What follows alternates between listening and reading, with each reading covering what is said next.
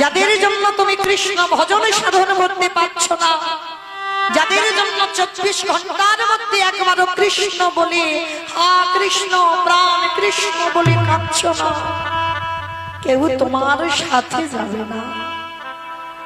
এই যে আজকের বসে আছো, কালকে যে আমরা থাকবো এই গ্যারান্টিটা বাবা কারোর জীবনে নেই। এই যে আজকের আমি গাইছি, কালকে যে আমি আমার ছেলেটার কাছে আমি বাড়িতে যাব এই গ্যারান্টিটা আমি দিতে পারবো না। কারণ যে কোনো মুহূর্তে বাবা, বেলা 10টা হোক, সকাল 8টা হোক, বিকাল 4টে হোক, আর রাত 12টা হোক, যে কোনো টাইমে যদি ঘরের মালিক বলে ঘর ছেড়ে দে, হাজার যদি আগলে বসে থাকো তুমি ধরে রাখতে পারবে না। তোমাকে এই মায়ার সংসার ছেড়ে যেতে হবে।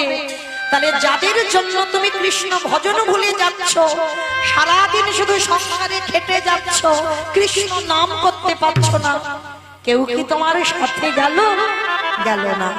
তাহলে শেষের দিনে তোমার সাথে হবে কি? কর্মফল।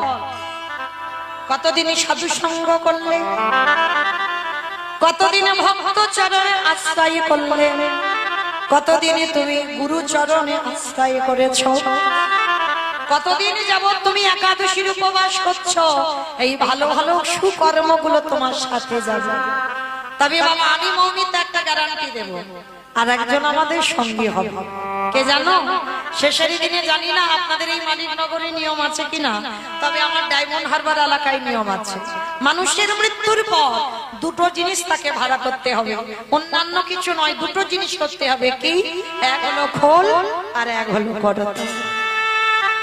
যখন দেহটাকে বের করবে না বাবা, হরি বল, এই আমিটা কিন্তু মৌমিতা নয়, একটু আস্বাদন করবে বাবা। আমিটাকে যদি চিনতে পেরে যাও তাহলে তোমার জীবনে কোনো কষ্ট হবে না।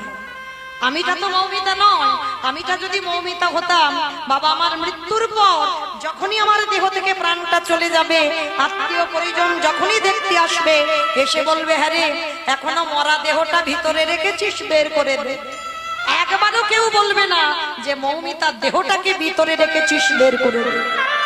তাহলে আমি যখনই আমার দেহ থেকে আমিটা চলে গেল, তাহলে বাবা আমার নামটাও চলে গেল, মরা হয়ে গেল।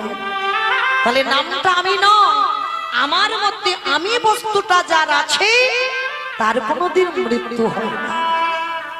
এক দেহ ত্যাগ করে আর একটা দেহ ধারণ করে মাত্র। তাহলে আমিটা তো মরবো না, এটা যে জেনে যায় বাবা তার শোক হয় না, সে শোকে পড়ে থাকে না, সে পাগলের মতো কেঁদে বেড়ায় না। এই জীবাত্মা পরমাত্মাকে